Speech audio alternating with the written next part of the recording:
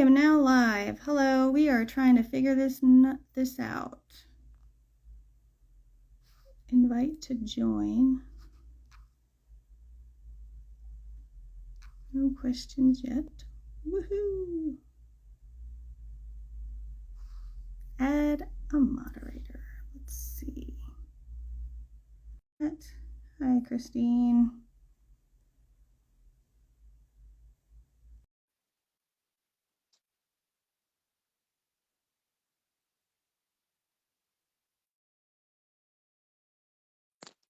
I think we did it. Hi. We've got T King author in the chat. I don't see you though, Kara. Do you see me? I do see you. Okay. All right. Hopefully other people can see you. I think so. What do you think, Trace? All right. Can you see both of us? Maybe not. Oh my goodness. Well, we're working out the technical difficulties here.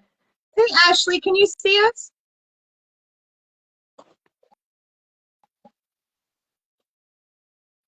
She sees both of okay, she sees both of us. Amazing. Okay, let's do it. 5 minutes late, but we figured it out. This is the first time we are initiating a live. We've been on them before, but we've never started one. So working out the kinks. 5 minutes is okay for kinks, but nobody wants to hear this except you, I think. But there is a practice mode, so maybe next time we can try to do the practice mode. Absolutely. Next time, let's practice. All right. Well, we're so excited that we're doing this. For folks who are here, we're so excited you're here, and we're going to obviously share this on both of our feeds, but we thought we would just kick it off by introducing ourselves, saying a little bit about us, and then we will get into it, everything indie versus trad, or at least as much as we can cover in like 20 minutes. So, Kara, do you want to introduce yourself first? Oh, okay. Thank you. I am Kara Zone, and my indie novel came out in January 2025. I am indie published, and I've been helping people publish the indie way since 2019, though. So I did that so I could learn how to do it and learn from other people's mistakes, and now I get to learn from my own. And share all your amazing knowledge with us. And you have helped me so much since we met. And Kara and I met in a writing group probably like 6-7 months ago now at this point. And I've learned so much from you. So I'm Christine Drummond. I write romantasy, adult romantasy. I wrote my first full-length novel about 1.5 years ago. Since then, I've written 2 more books. None of them are published yet because I am pursuing traditional publishing, and we'll talk a little bit about why it takes so long for that to happen. I live in New York. I've got two kids and an awesome husband, and I also have spent my career in corporate marketing, which I still do part-time. So when I'm not writing, I'll do doing one of those other things. And Kara, what coffee are you drinking today? Since this is a coffee talk. I am drinking boring black tea. I had my coffee this morning, and I take my dog every morning to get a pup cup, and I get a coffee from a local coffee shop, and that's always because again, I'm boring, an almond milk hot latte with sugar-free flavoring, and I let the baristas pick whatever they want for me. So that's actually not boring if you let them pick. It's like a little roll of the dice. And I'm also just drinking boring homemade coffee with a little bit of milk over here. This is my second cup of the day, but it's noon, so we're like sort of getting out of coffee hours on the East Coast. But if you're in Hawaii or the West Coast, it is still early enough for coffee. And if you're in Europe, then hopefully you're enjoying happy hour while you're watching this, because we will be doing that in just a few hours over here. That's true. Happy Friday. So I think we wanted to just start off by saying why we wanted to do this hopefully monthly, this monthly talk, this writing coffee talk. Kara and I both did a live interview with Becca Free Writes a month or so ago, and I think we both came off of it we loved it, right? We just loved having those conversations and hearing from each other and sharing it with our followers. And Kara obviously is, more in the indie world, and I'm pursuing more of the trad world. And I think a lot about like what gaps are there in the market, right? I have that marketing brain. Like, what is not being said in this bookstagram sphere? And it feels like there are a lot of people having conversations about trad publishing, and there are a lot of people having conversations about indie publishing, but there aren't a lot of people talking about them at the same time, or together, or comparing, or contrasting. And at the end of the day, we're all writers, right? We all love writing. We all want to share our work with the world. It's just, how are we going about doing that? There's no right way. There's no easy way. It's all hard work. It's all great work. And so we really wanted to just come together and like shine a light on this topic monthly, hopefully, if we can. Kara, anything you want to add to that? No, I think that that's fantastic. And I love the, because there's room for everybody. And that's really the message that I want. Like, it's not traditional. It's not indie. You can do a hybrid like we had talked about. You can pursue several different things. And if we make it more welcoming and, there's room for everybody. It's not just like a dog eat dog kind of situation. Yes, a rising tide lifts all ships. I love that. So with that in mind, we have a lot of questions that folks have given us about comparing indie versus trad, one path versus the other specifically, but we thought we would just start off by talking about why we chose to go the route we chose for context, and then we can get into the questions. So Kara, do you want to share a little bit about why you decided to, first of all, I don't think you even mentioned this when you introduced yourself, but your book came out, like a month, 2 months ago, Cinders Burn at Midnight? Thank you. That's awesome. So do you want to talk a little bit about why you decided to self-publish that book? Yes. It was interesting. So I started this book in like 2008, and back then, almost 20 years ago, the only path was you get an agent, you get traditionally published, and that's your route. And it was like a golden ticket, right? Like I started on the internet in 2008, like first time ever, like trying to find writing groups and everything like that. And that was the golden ticket. If you could get an agent, everything was going to happen. So, over that, yes, exactly. That's not the way that it works at all. It's really, really not at all.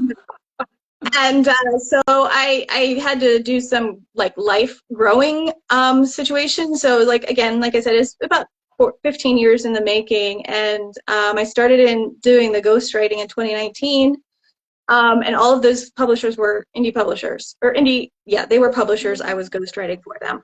And I saw all the struggles they were going through, but I also could see all the ways that they could be fixed easily. And when it came to my starting to write in 2024, like get it actually going and stuff, I had so much indie knowledge, and it crossed my mind, like, I think I could get an agent. Like, I think I'm determined enough to get it. And I think my writing is pretty strong. But I just didn't want to. And I know I just didn't. Like, if I'm determined, I'll go after it. I'm pretty good at following my gut.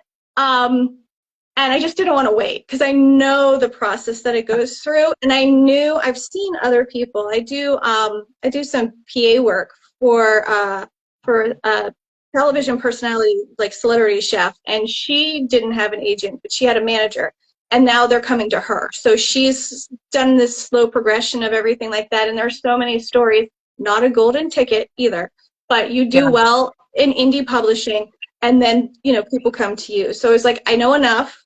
I know I'll make mistakes, but it just wasn't like, trad publishing just wasn't really like, I just didn't have that fire in me. Like, you had the fire. Like, I saw you struggle and go through everything you went through, and and you have to.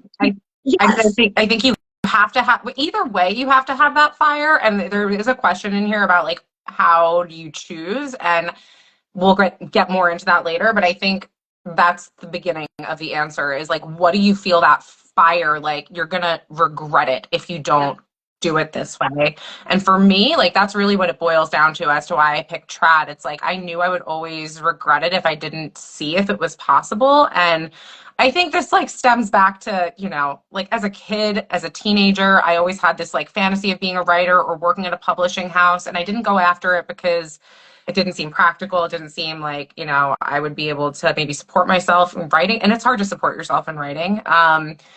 And so I kind of shelved that dream. But when I wrote this book, and I didn't start writing this book with the goal of being published, I just got the idea and wrote it for myself. But once I was near the end, it was like, I had the whole thing mapped out and almost finished writing it. And I was like, okay, I know I'm going to finish this book.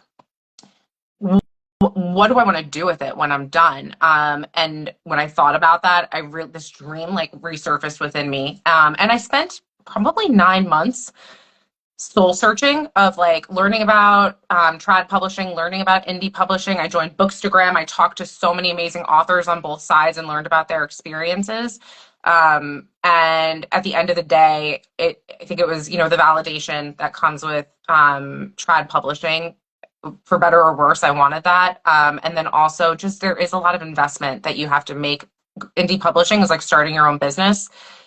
Not to say trad publishing doesn't require financial investments too, but I thought, okay, let me try this. If I can get an agent, if I can get a book deal, I can, work with a publishing house. They're going to cover a lot of those costs that I would have to cover myself if I self-published.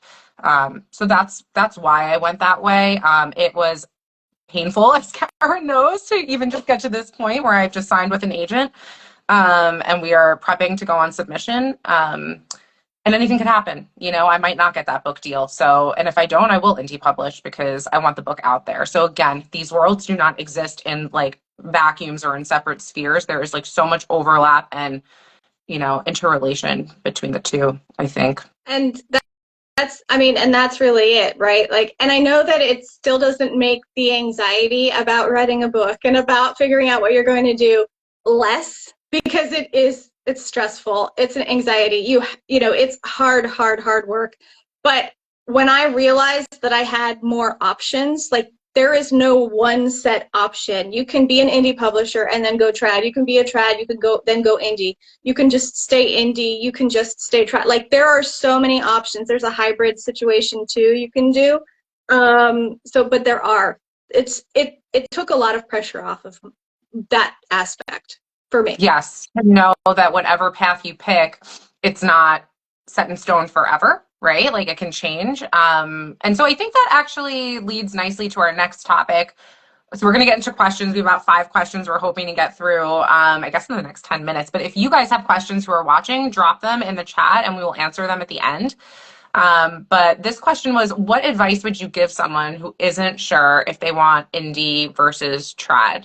So Kara, we started to talk a little bit about this already, but anything to like add on top of what we've already mentioned?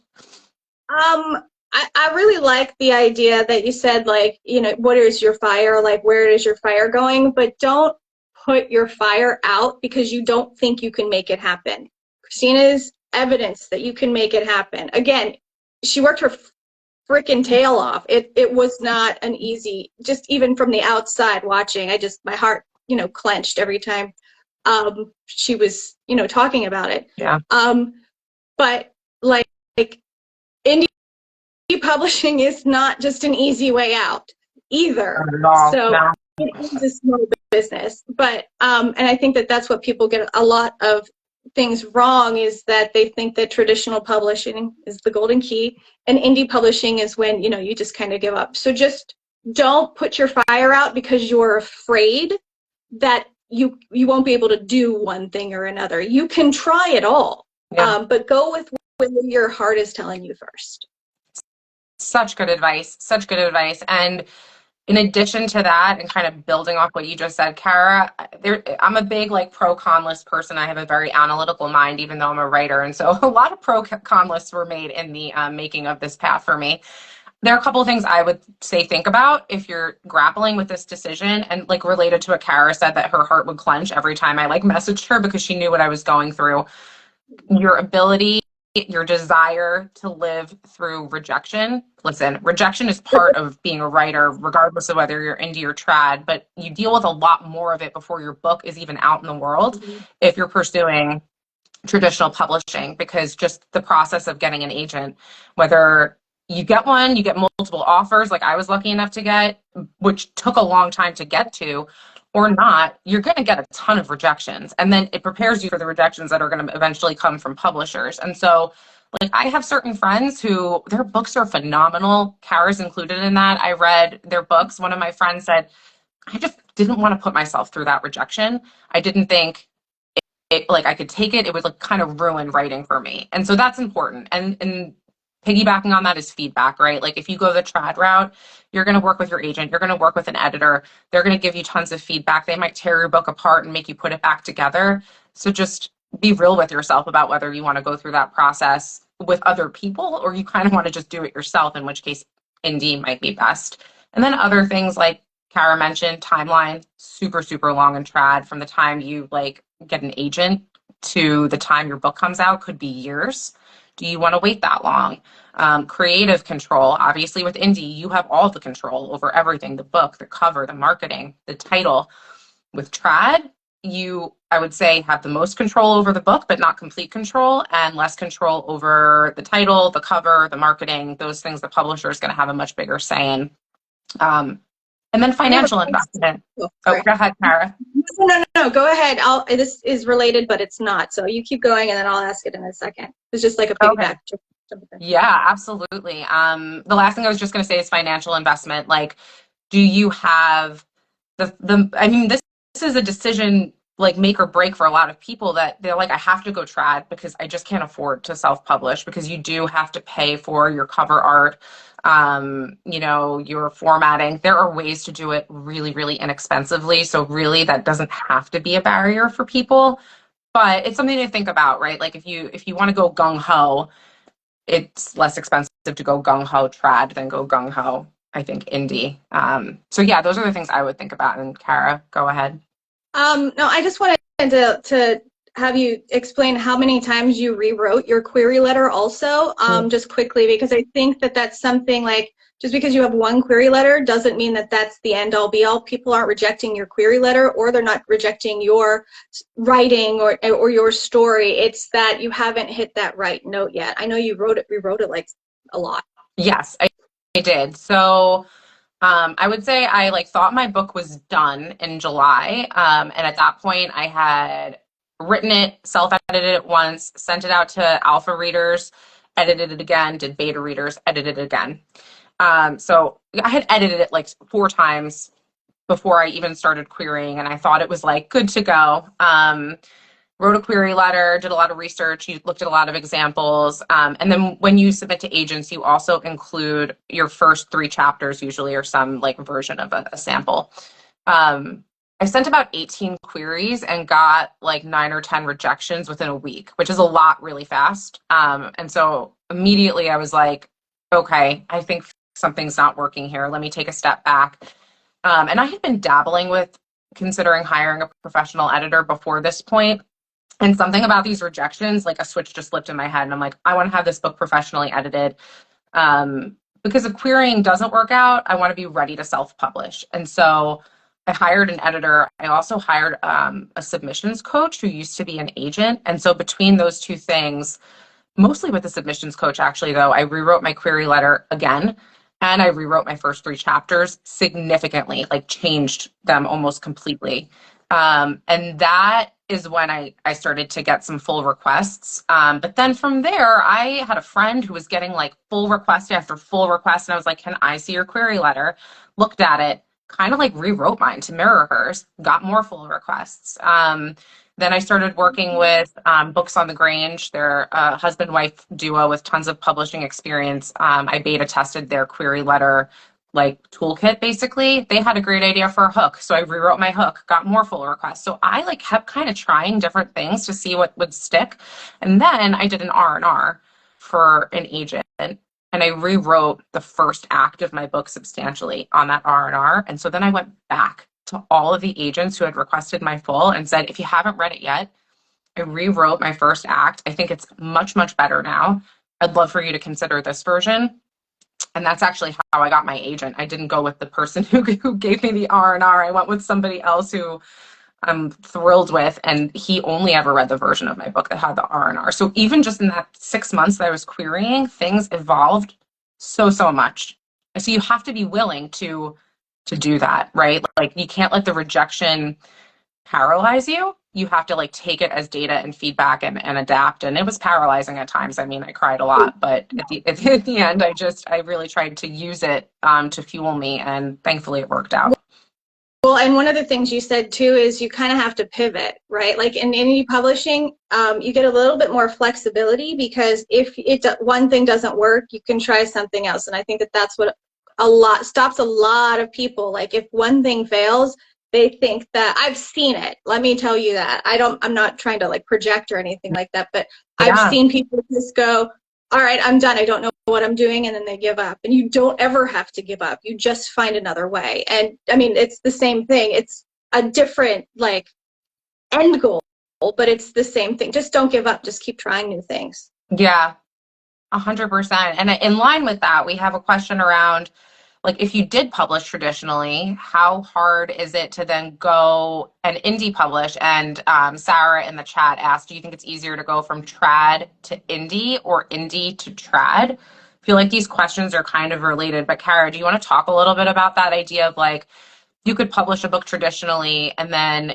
you decide that wasn't all I thought it was going to be, which I've heard a lot of authors say that trad publishing was not all they thought it was going to be. And so they decided to go indie and they loved it. So what is that? What could that look like?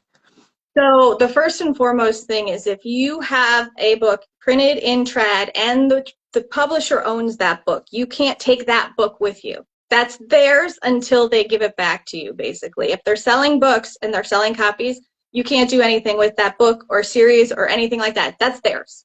You'll still get royalties from it, but that's one thing to absolutely know. But there's so many great stories about people who are trad and then they take their audience with them to indie. So that gives you a really good platform to stand on, as long as your readers are, if you're contemporary romance and you decide to go do like, you know, a horror, your readers probably won't come with you. You can do indie through like a pen name or something, but then you may have some crossover, but that might be a little bit difficult. But if you're going contemporary romance to maybe dark romance or something like that, you know, adjacent, your readers are going to follow you. Probably not contemporary too dark, but like other kinds of romance-y situations, because dark is a whole other beast. So I really think that that's a great way to expand your reach and make your own money.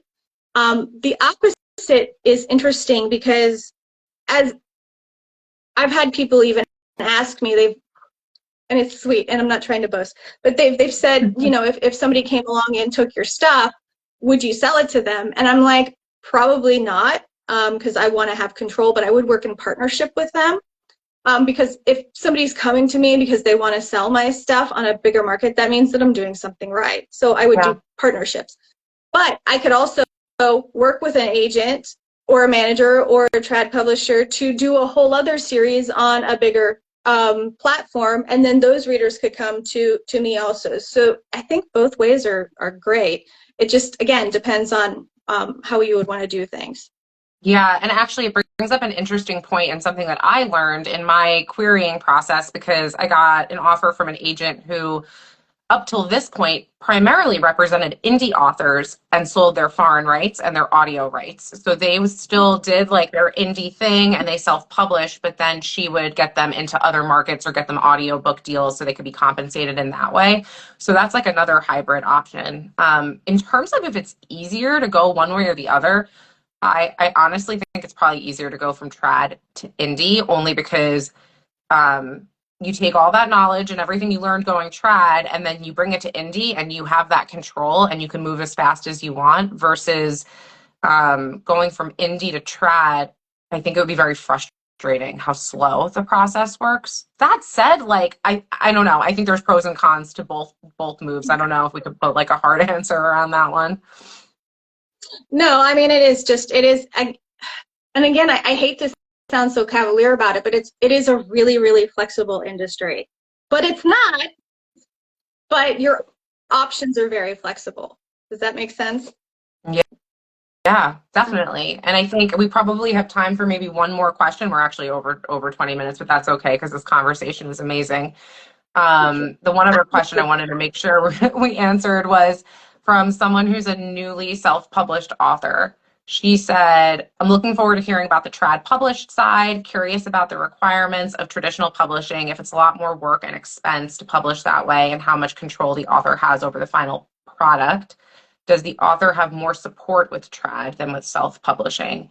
There's a lot in there, but it's a great question. And I think just talking about if it's a lot more work and expense to publish traditionally, I would say it's probably an equal amount of work, but where you do put the work is maybe different for trad than for indie. Like I think with indie, right, and Kara, feel free to piggyback on this. The amount of times you iterate on your book is completely up to you versus if you go trad, it is not completely up to you, right? Like you're going to have your agent, you're going to have an editor, you're going to do multiple rounds of feedback. Not to mention all the work it takes just to get to those points. With indie, you might not have to do as many rounds of editing on your book unless you want to, but you have to handle all of the other pieces of the process on your own, right? The marketing, the distribution, the formatting, the cover. You're going to obviously probably outsource and hire people, but you are like the central hub that organizes all of that, which is a lot of work. And I actually, like, again, I'm not an indie writer, but when I talk to my friends who are, I feel like that is the part that stresses them out the most, and they wind up maybe hiring assistants, like I think Kara just did, another one of our friends just did, to handle those pieces of it, because that's more the business side, right? And like I don't think any of us get into writing to do the business side. Some people like it more than others, but we all just want to write, and so that can eat into that. And then with the expense piece, I think, again, like we talked about earlier, right? Like if you're an indie author, you're going to maybe have to invest more up front, but you also get to keep more of what you earn, right? When you're in trad publishing, if you're lucky, you'll get a nice advance. It can really vary how much that advance is if you get a book deal, but then the publisher keeps a lot more of your sales of your books. You get a really small percentage as your royalties. So, and you don't even get those royalties until you've sold enough books to, it's called like out earn your advance or earn out your advance. So, you know, I think you can make money in both ways, but how you make it is a little bit different. And I think we talked about the control piece already. Yeah, well, and one thing I do want to say is that with indie publishing, anything that you can take on yourself is a good thing. I have a background in graphics, so I do all of my graphics, and I do my own formatting, and I write my own newsletters, and I do all of those things because that is something that I didn't know I was preparing for indie publishing with. But so you don't have to outsource everything, but you know, you get to be a Jane of all trades or a jack of all trades, basically. Neurodivergents are really, really good at indie publishing. I love it. I love it. And you know what?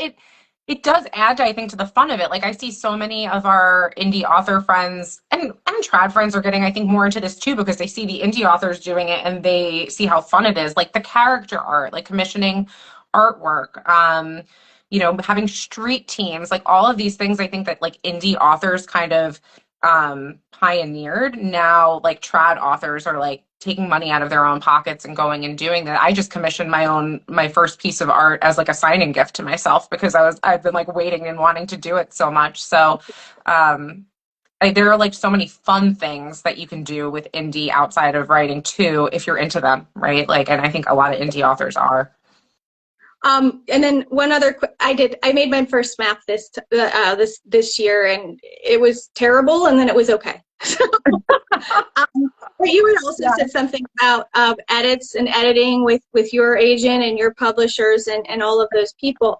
The one really cool thing about indies also, like if you publish your first book, indie publish it, and come back like a year or two later because you've grown as a writer, because as we all write, we get better and better. And you look at that first novel that you did, you can take that off, rewrite it, rebrand it, and resell it as something either new or updated or something like that. I don't know you can do with trad publishing, but I know that, again, the publisher owns that book. So Exactly. you have to work. You would not be able, actually, it's interesting because my agent is going through this process now with one of their bigger authors. But again, her first book was her first book. Even with trad publishing, I think you see a big difference from the first book to like the 5th or the 10th. And so her publisher, which happens to be Bloomsbury, said that they wanted to do a big 10th anniversary re-release of the book, like a new edition. But that was their decision. And then she decided to basically rewrite the whole thing because she, again, felt like she had grown as an author so much. So you have that complete control. Again, way more control as an indie author versus as a trad author. I actually thought it was amazing that Bloomsbury was letting her do that because some publishers will just drop you, right? Like your first book didn't sell that well, didn't do that well. They might not take a chance on rebranding it and letting you do a new edition. So yeah, that's a whole rabbit hole we could go down. But Another topic for another day. exactly. We'll put that on our list. We wound up doing 30 minutes. I'm not surprised. We could talk about this stuff all day. But this is great. Thank you guys so much for joining us. I think, Kara, anything else you want to mention before we end it? No, I think anything else we open up, we'll end up talking for another 30 minutes. So we should probably end here. Actually, like for a call to action, if you guys have more questions for us, I have a form I can share. And if you want to just DM one of us the questions, you can do that. I do think that Christine and I are going to do this once a month. And the date is TBD. But yeah, thanks again so much for coming. And I guess I end it or do you edit? I can't remember. I think you end it and then we save it so we can share it to our feed. So hopefully that happens. Oh, yeah. So yeah, you guys can come back because I'm going to record it and I'm going to put it on a YouTube channel. So we'll pop that link in somewhere else too. So you can come back and watch it. Awesome. Thank you guys so much for coming, and we can't wait to do this again soon. Bye. Bye. Thank you.